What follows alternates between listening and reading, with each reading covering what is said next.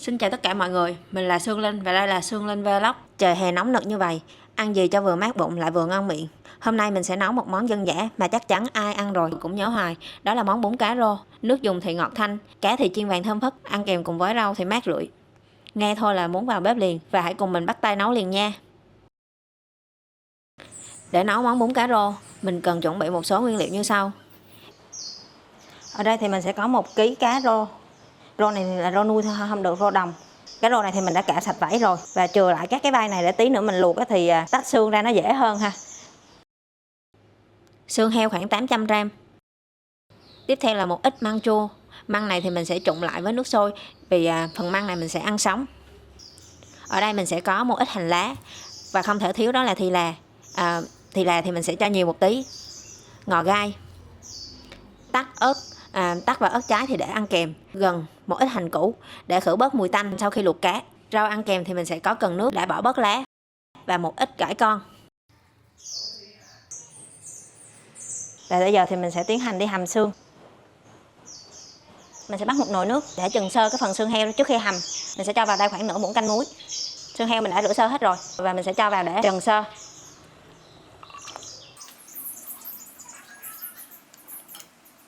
Nước sôi rồi thì mình sẽ chừng thêm khoảng tầm 1 phút thì sẽ vớt ra ha. Rồi đã được 1 phút rồi thì mình sẽ vớt ra. Xương sau khi chừng sơ và mình sẽ rửa lại với nước sạch.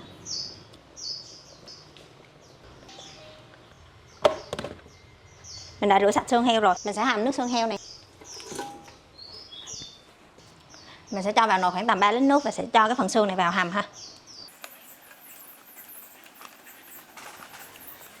Mình sẽ cho vào đây nửa muỗng canh muối. Và mình sẽ cho vào đây khoảng 4 củ hành đỏ. Mình sẽ hầm cái phần nước hầm xương này, hầm khoảng tầm 3 đến 4 tiếng ha. Mình sẽ cắt cái phần hành thì là ngò gai này ra.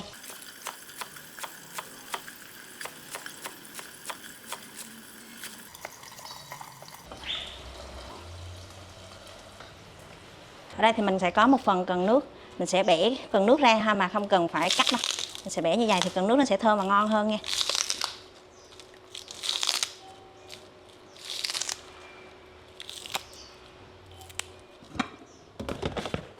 Rồi đây là phần cá thì mình đã rửa sạch sẽ và đã lấy hết ruột ra rồi ha. Thì bây giờ mình sẽ đem đi luộc sơ cái cá này để bóc xương ra cho nó dễ. Mình sẽ để lại phần đầu để làm phần nước dùng được ngọt thơm hơn. Nước sôi thì mình sẽ cho gừng vào. Mình sẽ luộc cá lúc nước sôi thôi chứ không luộc cá lúc nước lạnh. Nước sôi thì mình sẽ cho cá vào. Mình sẽ nấu lửa nhỏ cho phần cá nó được chín nha. Mình sẽ kiểm tra phần cá này được chưa ha. Nếu như mà cá được rồi thì mình sẽ bẻ cái đầu nó được ha. Cá được rồi thì mình sẽ tắt bếp và gắp cá ra một thau nước lạnh nha. Gắp cá ra, phần nước luộc mình sẽ giữ lại để tí nữa mình xay với phần xương cá. Và bây giờ thì mình sẽ tiến hành gỡ xương cá ha. Mình sẽ dùng bao tay để gỡ cá. Bỏ hết phần xương trên phần đầu cá. Mình sẽ dùng tay đẩy nhẹ để gỡ hết cái phần xương vây cá. Lát nữa mình gỡ phần thịt cá sẽ dễ hơn.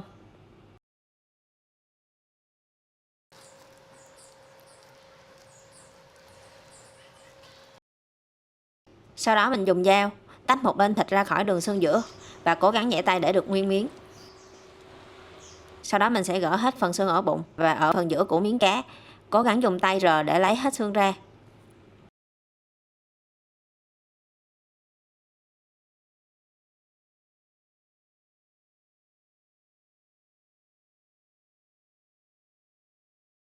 Mình cứ lấy ngón tay rờ rờ để tìm xương ha.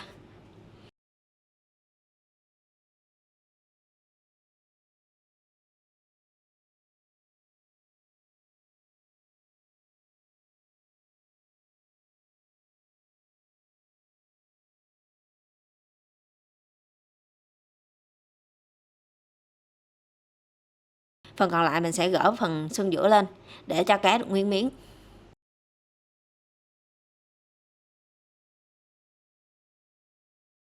Và cũng lựa xương ra giống như lúc nãy.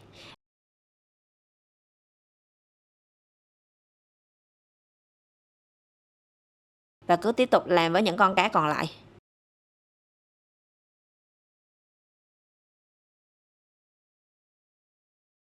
Mình sẽ đem vào đây khoảng tầm nửa muỗng cà phê bột nêm nha, để lên ướp lên cái cá này ha.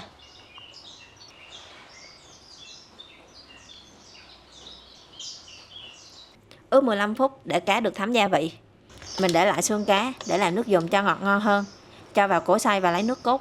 Mình sẽ cho 2 đến 3 vá nước luộc cá vào đây. Mình sẽ xay nó lên.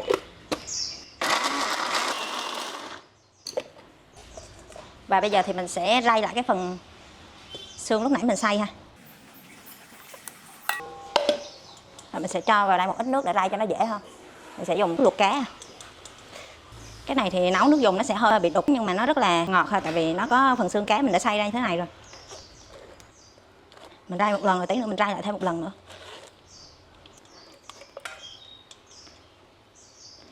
Ở đây mình sẽ lấy 1 lít nước luộc cá để rây lọc lại xương.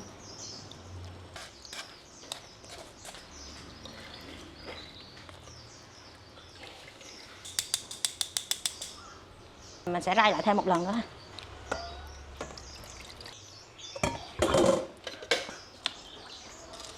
Rồi, vậy là mình có được cái phần nước này để nấu nước dùng nha. Ở đây mình sẽ có một củ gừng nhỏ và khoảng tầm 3-4 củ hành đỏ.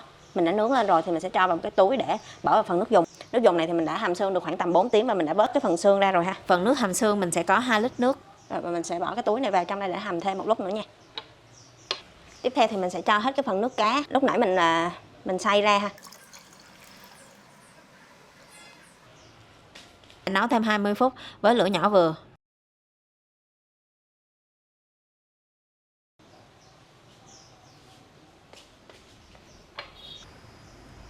Mình sẽ bắt một chảo dầu và chờ cho dầu nóng. Dầu sôi thì mình sẽ cho phần cá vào chiên nha.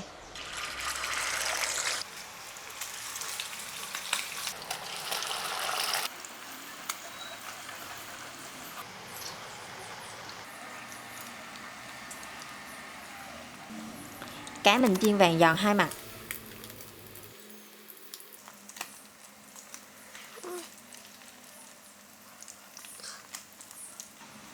Cá được rồi thì sẽ gấp ra, cho vào giấy thấm dầu để thấm bớt dầu.